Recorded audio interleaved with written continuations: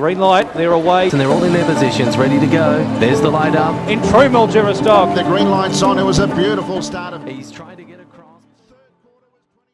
Hello, welcome to Burning Questions. It's Nutrien finals night tonight at headquarters at Melton. We're going to have a good look at some of those features, and then we'll cast our eye forward to another meeting at Melton on Saturday night. The man that's voice, or the voice that reverberates right around the venue almost every week, joins us here. Dan Mielicki, thanks for jumping on. It's been a while since we've seen your face on Burning Questions. Yeah, lovely to join you, Tim. Seems like I jump off the bench about sixth emergency, but I'm okay with that. Greg Sugars, I ask him a fair bit, to be honest, and I get him about 50% of the time, which is I'm happy with. Greg, thanks for making time for us. Where do we find you? I'm on top of the hill there at Murniong, do we?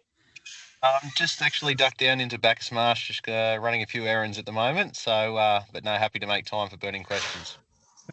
Keep it short and sharp. And Brett Carroll joins us with his lovely daughter in the background. Give her a shout out, Brett, please. I'm not sure if Violet really wants me to do that, but I just did. Great to have you on. Hey, as I said, we'll look at some of the Nutrien finals tonight at Melton, and then we might just have a look at one of the races, the free-for-all at Melton on Saturday night. Pride's Easy Feed stand as a proud supporter of the harness racing industry with their set recipes and quality ingredients to give the trainer confidence in what they're feeding. So make the switch to Pride's and start getting the result you've been chasing. Most think a Dan wins the final for the juvenile lads, but which one will end up on the Nutrien ads? We're talking about race number 6 tonight at 8:33 p.m. It's a $200,000 final for the 2-year-old colts and geldings. Dan, I might go to you first here. When you probably read this question, you might have been thinking I was talking about you. Dan should always be on top. Only thing is, should be wearing saddlecloth 1, which Brooklyn Dan is. Look, I was impressed with Night Fury Dan. He looks a real racehorse, and I love the way he charged up the straight. He did a bit more work than I think Cardigan Dan did. And problem with this race and both the 2-year-old races, I haven't seen a lot of them. Not many people have. A lot of these horses have only trialled during the day and raced during the day. So tonight it'll be under lights, and that adds a different perspective for a lot of these. So it's pretty we don't have Trot's Vision tonight, because it would have been one of those nights to keep an eye on how these horses were parading, whether the lights are firing them up or not.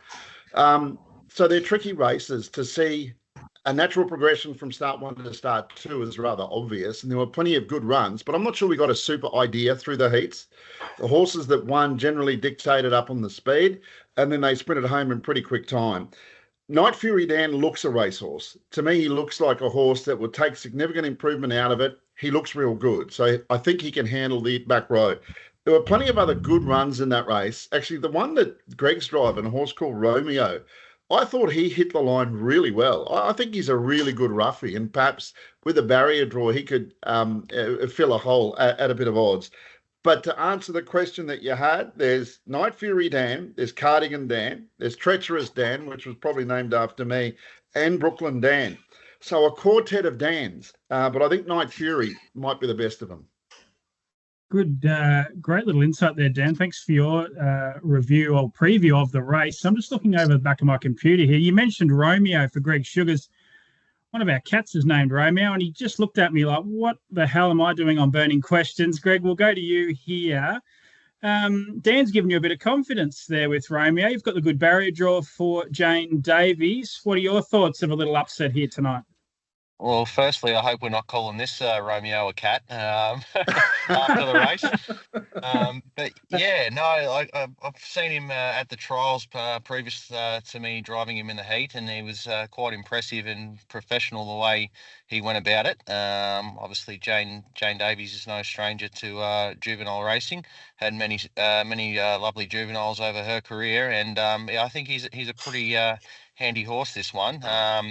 You know, he had a pretty soft run in the heat, obviously, like most of the heats, as Dan said. Then no one was really tested, and they were leader dominated, and it was just basically a sprint for a couple of 100 metres really in this bloke's heat, and he probably lacked that high speed to go with those couple I was following, but he still finished off quite strong. So also stepping up to the 2200, all these 2-year-olds as well for the first time. I don't think it'll worry this fella, but yeah, I'd like to see him get as easy as run as possible early, but yeah, not sure if he's good enough to win it, but certainly wouldn't surprise me to see him run into the money somewhere. Yeah, good stuff. Thanks, Greg. Greg's driving Romeo, race 6, number 3. Brett, we'll go to you here. My thoughts here were that Cardigan Dan was the most impressive, to my eye, in the heats, at least on paper. Well, as well on paper. He ran the quicker mile rate and the quicker last half. So I lent his way from the better barrier draw, Cardigan Dan. But there's a stack of chances here. Yeah, I mean, I think Greg and Dan, I agree with a lot of the points they made. As in, I think with the heats, I enjoy the heats more because the form stacks up pretty good from the trials. You can identify the genuine, really high ability horses, and they play pretty softball in the heats. Whereas the final, they're stepping up to 2240. There's a lot of stake money. There's not going to be too many friendly fire going on here tonight, I don't think, as opposed to the heats. So I definitely think Cardigan Dan, in my opinion, was the most impressive of the heats. But they've all got a lot of ability, and they're all going to be having different trajectories from heat to final. So I'd honestly prefer to set out these sort of races from just a betting perspective. I find it pretty hard to bet into a final because the content, they go pretty thick, the talent in the final. Yeah, difficult race. But I'll go with Cardigan Dan here to win race 6 at 8:33 p.m. Hey, moving on to the second question, and the sponsor is Logical Staffing Solutions. They provide labour hire and recruitment services to the transport, warehousing, automotive and manufacturing industries. The logical solution for your staffing needs. The 2-year-old fillies battle looks a tough race, but which runner builds the best case? That's race 5, the first leg of the main quaddie at 8:03 p.m. We'll go in the same order here. Dan, I'll go to you. A quick look at the market would suggest, thanks to Sportsbet, that Conciliate, the pole marker, is favoured at $1.90 ahead of the Victorian heat winner Frolic Near the Sea at $2.90, and out to the 3 Fiction File at $4.60. Interesting race. How do you see it? Yeah, well, again, distance is key here, and it'd be interesting to see how much pressure is put on in the early part. But again, I refer to some of the things that I mentioned about the 2-year-olds, up and trip, under lights by this stage. Conciliate's had 2 starts, yet is still one of the most experienced horses in this field and gets a good gate. We know he's got gate speed and a good deal of ability. I think on what I've seen is rightfully the favourite. But again, as Brett said, a bit of danger in these sort of races. And while we're enjoying and appreciate the quality that's there, we still don't know them well enough yet. And Conciliate, while she's unbeaten, is going to get into a short price now. I think Frolic Near the Sea was terrific on her debut, and you just expect anything that Emma Stewart trains is going to be a length or 2 better at their second start, and particularly when they're getting up in distance, and in this case, to 22.40. So I thought they were the main 2. But it makes it harder when you're getting a debutante into a race like this and didn't have to come through heats as well. In Seaside Drive's case, I look forward to seeing them in the flesh, and then I can get a better idea just for myself. But on what I've seen on the videos, the 1 and the 6 have an edge at this stage. Yeah. Conciliate and Frolic Near the Sea are the Lex on the market, and also for Dan. We'll go to you, Brett. Actually, we'll mix up the order just a little bit. Are you any more confident here with the fillies than you were with the Colts and Geldings? A bit hard to line up the form from the different states. Interestingly, Ricky Olchen was on the radio this morning saying that they don't actually run over this distance for the first 6 months of the season in New South Wales. So it's a big steep curve for that horse, but he's quite confident that he's going to hold the lead from what he was talking, which does, make the race a bit trickier for those ones out off the front. I really like the horse run of Greg's horse, Fiction File. Shout out to Mitch Sidebottom, one of the owners. He's waiting for your call to be on this show too, Tim, he tells me.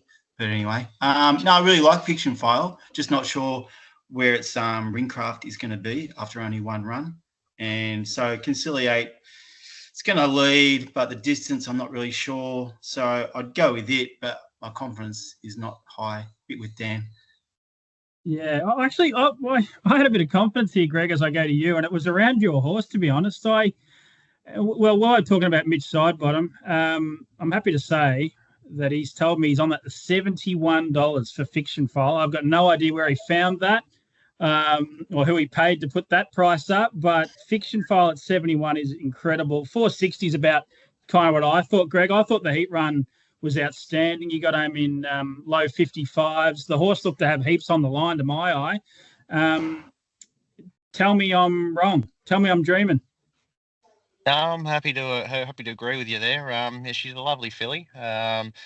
She's obviously inexperienced as all of these are, and have the one race start, but she's had a few trials behind her, and unfortunately, probably what hampered her a little bit. She lacked a little bit in the steering department at a crucial stage during the heat, but we've done a bit of work on that during the week, and hopefully we've rectified that. But certainly came away from the race very happy with her performance.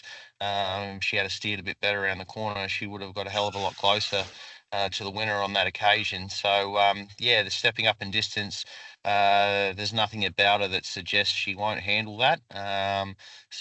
Providing her ringcraft's a bit better this time around, we think she's a definite chance. It's a very open field, as we know. There's no standout. I think Ricky's horse is probably rightfully deserving of favouritism from the draw, and I think it's unbeaten, and obviously it's a couple of race starts, but all its trials as well. So it obviously knows how to find the post first, and from the pole draw, it gets every chance to do that again. But very, very open field, and a number of these are obviously winning chances. But we consider Fiction File definitely one of those chances.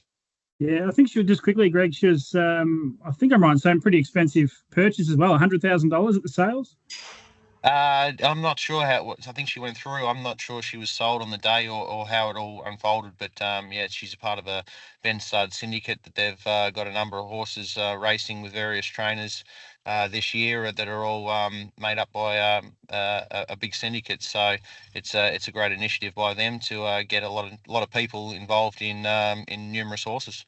Yeah, I did read or listen to something a while back about that syndicate. So great stuff by Ben Stud. Let's move on to the third question. Tango Tara has ratings on his side. So is he the one punters should ride? We're talking about race 4 tonight at 7:34 p.m. The Better Bet Pace. Tango Tara is the only horse on the back row for Andy Gath and Jordan Leedham. I'll go back to you here, Dan, for your thoughts. I haven't got a market in front of me, but I can $1.75 last time I looked. Now $1.95 ahead of He's From Heaven at 2:30. First dance at 4:40. Dan, Tango Tara or one of his rivals? I had to go with a race fit horse. I always do. When I refer to the Better the Devil I Know, it often relates to what I consider race fitness. I think He's From Heaven is the obvious danger, and one of our guests can open up on how serious the danger he can be tonight. But I think Tango Tara, it's his race to lose. I think if He's From Heaven was hard fit and the confidence was there, I'd be a bit split. But I think it's the advantage for Tango Tara. And typical of the Andy Gath horses, they open up short. If they open up short, they always drift. It could start $4 in the end. You just don't know nowadays. But always does, doesn't he? Yeah, well, that's right. Yeah, always. I'm confident with Tango Tara, unless Greg says otherwise. Well, Greg, let's go straight to you. Do you say otherwise? Oh, yeah. He's From Heaven's a moral. Can't get beat. What about First Dance? She's ready to win. Yeah, exactly. No, both horses, I think, of ours are in very good order. First Dance is, she can be a frustrating mare at times, but certainly her last 3 or 4 runs have been, right up to her very best, but has still found it hard to hit the line first. So I'm sure she'll run another good race. It's probably, outside of two horses just mentioned, it's probably a drop back in grade for her for the rest of the field from what she has been meeting of late. So yeah, I expect her to run another forward race. But yeah, Tango Tara has obviously got fitness on his side and probably hasn't had a lot go right in recent runs. I thought he was, a good run behind Yambuckian last time around, and he's third in the Geelong Cup. There was nothing wrong with that either. So he's from heaven. I have no doubt certainly has the ability to match it with a horse of Tango Tara's caliber. But from the wide draw first up, he's had 2 trials. He's pretty close to the mark, but we know there's nothing like race fitness, so that may be the only thing that brings him undone. Dan's keen on Tango Tara. I'm keen on Tango Tara. Brett, how about you? Yeah, very keen on Tango Tara. He won 3 races at the end of last year and the start of this year in close proximity, and all in this sort of class. Whenever he drops back to this grade, he's just too good for him. And obviously I respect he's from heaven, but to my eye, he's not ready to beat Tango Tara. I mean, there is an advantage with Greg having 2 off the front, but it's only a 7-horse field. It's a pretty good bonus for Tango Tara. If it was a full field and he was drawn 12, he'd be pretty hard, be very hard. But only being 7 horses, only one at the back row, he's really gifted this race, in my opinion. Has to win. Yeah. Okay. Yeah. Well, we can get nearly $2 at the moment. So, he looks a good bet according to at least a few of us here on Burning Questions. Hey, let's move on to Saturday night's racing at Melton. And we'll look at the free-for-all race 2 on the card. Greg's picked Rakero in a cracking clash. So should we assume she'll have too much dash? Rakero Rebel, race 2, number 1. Some of the other key chances as I look at the market, well, she's at $2.50. Better Eclipse, the stablemate at $3.40. Yambuckian at $5. Potential early leader. We'll talk to Greg about that. Rock and Roll Hammer, another Jess Tubbs runner at $9. And Sweet Nicky Lou, who I'm going to have a little each way play on here, is at $10. I'll go to you first here, Dan, just to make it hard. You don't get to hear what Greg has to say about this race. Yeah, well, it's interesting. The mares, there's obviously no great options for the high-quality mares here, but at least they draw well.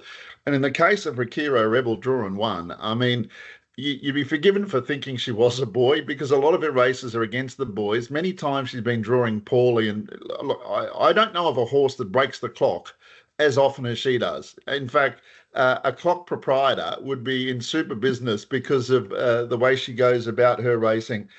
It's good to see Greg show a bit of love for her because he doesn't always pick her, but there is good reasons why. But Better Eclipse is in the race. And I guess the only little question mark I had is how come Greg picked Rakero Rebel? It's obvious why she's got the ability, but when Better Eclipse is in the race, it's got to be a very difficult decision to make. I thought she could lead, and I thought if she held out Yambuckian, Better Eclipse gets the right run, and it might be the obvious Quinella. Yambuckian probably got off the gate as quick as I've ever seen him get off the gate last week. So before that, I was comfortable that Rakero Rebel would lead, and I suspect if Better Eclipse is inside back row, Greg would want to lead because the only horse he wants to see the head of beaten him, if it comes to that, would be Better Eclipse. But I'm with the mare, Rakero Rebel. As you know, she's one of my favourites. Greg, I'll hold you to last, and I think we're all assuming that you're the boss at your stable and you get to pick all these, but maybe it's not the case. You just ponder that one. We'll go to you, Brett. Really good race here. I spent ages on the speed map and I couldn't figure it out, so I went with a horse that I just think's overs here, and it's Sweet Nicky Lou. I'm a big fan of hers, so a little each way play for me, but I concede she's going to need a little bit of luck. Rakero Rebel for you, Brett? Absolutely.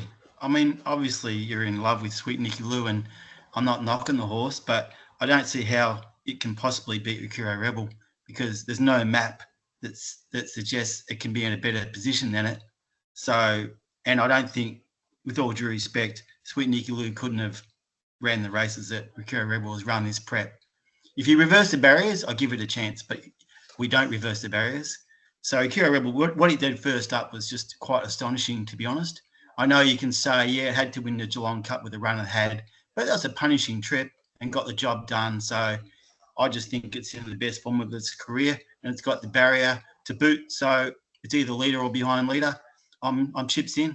Yeah. Okay. Yep. Good stuff. 252 on Sportsbet for Rakero Rebel. Now, Greg, first question. Did you pick Rakero Rebel or did someone pick for you? Well, I'll go further back to what you're saying about being the boss. I can assure you I'm definitely not the boss around Lara J Farm. Let's clear that up right now. But no, it was a bit of a lengthy discussion. We've got quite a few horses at Lara J Farm that are all around the free for all class at the moment, so it's going to be hard to sort of pick and choose and stick with them all. Obviously, it's going to be impossible. But yeah, the main reason for the decision just for this week is one, Better Eclipse is first up, but most importantly, Rakero Rebels targeted at the Queen Elizabeth in Sydney in a couple of weeks' time. So this is probably her last run in Melbourne before she heads to Sydney. So yeah, everyone thought it was a good idea that I stick behind her before she heads up to Sydney. So that probably was the main influence for this decision. Yeah, as far as this race goes, yeah, very happy with all three of our runners going into it. They're all in terrific form. Better Eclipse has had a couple of soft trials, but his work at home has been as good as we've ever seen from him. So he's going to run a great race. And Rakero Rebel, she's just ticked along nicely since her Geelong Cup win, and there's no reason to think she won't go every bit as good as what we've seen in her couple of runs this time around. So yeah, both those horses are set to get a good trip in the race, and both are really good winning chances. Rock and Roll Hammer's going really well. Very happy with him, but he's probably going to have to do it the hard way and may even get shuffled back depending on what mid-race moves happen. So hard to see him winning under these circumstances, but certainly wouldn't surprise to see him running in the money somewhere as well. So potentially could be a pretty good race for the Lara J Farm crew. You worried about Yambuckian's gate speed, Greg? Oh yeah, he's obviously a very fast horse, but we're able to hold him out at Geelong with Rock and Roll Hammer that time. So yeah, no doubt Rakero Rebel's every bit as quick as that. So yeah, we'll certainly be doing our best to stay up inside him. Good stuff. I can see a scenario here, Brett, where sweet Nicky Lou just lobs in the 1-1, gets going around the corner and gets home at $10. No, look, it's all yours. Yeah. Part of me is just like, I've got to be on her if she wins at $10 because I'd have to take a couple of weeks off work. I wouldn't be able to. Should be longer than $10, surely. It'd be $20, well, probably. Wouldn't she? Well, is that because I'm tipping her, Dan? No. But I think $10. Don't back on now. You're taking unders. I'm sure she'll be a lot longer than that. I think you're right, just from the map and what we're hearing. Really difficult race, but can't wait for it. Race 2 on the card, the CNC Routabits free for all tomorrow night at Melton. Sharps Bakery are the sponsors of our best bets segment. Dan, I'm going to go to you first here because I've got a few up my sleeve and I have seen your preview in the Herald Sun today and I agree with a couple of them. So I'll let you have first go and I might go with one of the other ones that you're not going to pick as your best bet. Okay. Or are you going tomorrow? Sorry? Are you going to go tomorrow instead? I'm not sure. Oh, well, I think Tango Tara, I'll stick with that because everyone can read the newspaper and there's no hiding away from that. Tomorrow night, I think Golden Tribe race 4, number 1 can win. And my value tonight also tipped in the Herald Sun. I was quite taken with Sandsting. Race 7, number 4. I think he's terrific each way play tonight. And my value tomorrow, well, on a difficult night, I thought it was in the first race, actually. The 9 horse in the first was my value play, which is Raging Whitebait. I thought it'd be each way odds this time. I think it's got a terrific turn of foot, save for one run. I find it difficult to see it missing a place in a really good race. Yeah, okay. If I had to pin you down on an absolute best, which one is it? I think it'd have to be Tango Tara. Make it for a long weekend if it doesn't win, but I think it's the one. There's only one person that can stop that, I think. Yeah. And he's here now. I'll go next here. I like a few tonight. I think I've said Cardigan Dan's my best, but pretty short at $1.60. I might leave one later in the card for Greg because I'm assuming he may go that way. So I'm going to go here with and agree with you, Dan. I love the run first up of Sandsting in that quick last quarter, that last half. Chris Finozio takes the drive here with his horse and has been well supported from barrier 4. So I'll go best bet here. Race 7 tonight, number 4, Sandsting. Greg, I'll go to you here. The one I was alluding to is in race 9 tonight. Are you going to lean that way? No, I'm actually going for On Chauffeur. Yeah, he's probably one of my favourite horses at the stable at the moment. I think he's got a massive future ahead of him. Years first up and back row and all those sorts of things. But I think he's clearly the class runner in my eyes. And yeah, we've got a really big opinion of this horse. So I have no idea what price he is in the market. But yeah, hopefully he can kick off this campaign on the right note. Yeah, I think he is short, but you're maybe saying just back him for his whole campaign because he's a handy customer. I think so. Race 8, number 9, On Chauffeur for Greg. We'll go to you here, Brett. It took you a little while to break through with the best bet on burning questions, but you did get Susan Is Her Name home, and she did open at about $2, I reckon. I think I got a bit of $1.85 or something, but there wasn't much left there by the time the race started. Yeah, unfortunately, that tip of Greg's has come up pretty short, which is a shame because I was thinking it was a good thing as well. But I'm going to, seriously, it's a good week to have Greg on because I've kind of got about 6 to choose from, and they're all Sugar's horses, Sugar's tubs. So I'm going to go, like Dan, just get it out of the way tonight. I'll go Tracy the Jet, race 9, number 7, Tracy the Jet. But if I win, I'll back up on Fighter Command tomorrow. I was alluding to that one before, Greg, Tracy the Jet. 2 more questions before I let you go. Was that as easy as it looked with Tracy the Jet first up? I don't think I've ever seen a more dominant nose victory before. You looked very, very confident there the whole way around.